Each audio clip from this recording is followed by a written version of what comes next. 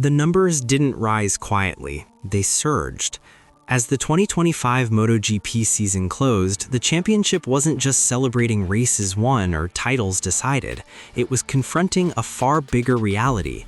MotoGP had just delivered one of the most commercially powerful seasons in its history, and at the center of it all stood Marc Márquez. This wasn't framed as a revival by marketing teams or pushed by broadcasters chasing clicks, it was confirmed by data. Dorna's official figures told a clear story: a 12% growth in the global fanbase, record circuit attendance, a younger audience arriving in force, and a championship whose emotional gravity had shifted decisively back toward its most recognizable figure. For years, MotoGP had searched for momentum. New formats were introduced, sprint races were added, calendar expansion tested teams and riders alike. But in 2025, something aligned. A narrative emerged that didn't need explanation. Marc Márquez was back, and the sport followed him. The 2025 season was the longest in MotoGP history. 22 Grand Prix across 18 countries pushed the championship into new markets and deeper into existing ones. That scale alone carried risk. Longer seasons don't automatically translate to higher engagement. Fatigue can set in, interest can fragment. Instead, the opposite happened. According to Dorna's report, MotoGP's global fan community reached 632 million people. That figure represented a 12% increase compared to 2024. It was not incremental growth, it was structural. The championship also achieved a record 3.6 million spectators attending races in person. For a sport that has long acknowledged circuit attendance as one of its toughest challenges, that number mattered. It wasn't theoretical engagement, it was people showing up. The French Grand Prix at Le Mans became the defining visual of that resurgence. Over the course of the weekend, 312,000 fans passed through the gates. It was the standout moment of the season, not because of a single overtake or podium, but because it symbolized something larger. MotoGP was no longer struggling to pull people in, it was overflowing. Behind those crowds was a season-long story that fans could follow without explanation. Marc Márquez's comeback wasn't treated as nostalgia, it was competitive, it was relevant, and it was unfolding at the sharp end of the grid. Alongside him, Alex Marquez played an unexpected supporting role. The Marquez brothers became a recurring reference point throughout the year, giving the season a human continuity that extended beyond individual race results. Television viewership reinforced the same pattern. Across the 2025 season, MotoGP's TV audience grew by an average of 9%, significant growth but not evenly distributed. Sprint races delivered a 26% increase, showing that the newer format had successfully captured attention, particularly among younger viewers. Yet even here, the data revealed complexity.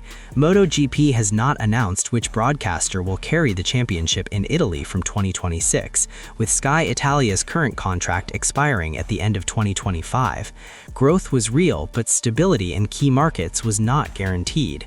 Digital engagement, however, left no ambiguity. MotoGP surpassed 60 million followers across social media platforms. The official YouTube channel crossed 1 billion minutes watched. More than half of MotoGP's global audience was now under the age of 35. This was not a sport aging with its fanbase, it was regenerating. And while Marc Márquez was the gravitational center, the championship's broader ecosystem was also evolving. Behind the scenes, rider preparation itself was changing, reflecting a shift that mirrored MotoGP's expanding reach. One of the most revealing examples came away from the spotlight in the form of an unlikely partnership. 6 years after retiring from racing, Jerez Lorenzo wasn't chasing relevance, he was building structure. Now a rider, coach, and commentator, Lorenzo committed himself to Maverick Viñales with the same intensity that defined his own championship years. Public skepticism came immediately. Some doubted the partnership would survive to the opening round of 2026. Lorenzo dismissed it outright. "Some people say we won't even make it to Buriram together, but I've never cared about what people say," he said. The agreement between Lorenzo and Viñales was finalized late in the previous season in Lombok, following months of contact. When they met again in Indonesia, Viñales made his position clear. There, Maverick told me that he was going to fully commit to working with me, that he would become a soldier. For Lorenzo, that commitment mattered more than public opinion. What followed was not a symbolic mentorship, but a structured multidisciplinary program. Technical riding exercises, physical conditioning, mental training, including meditation.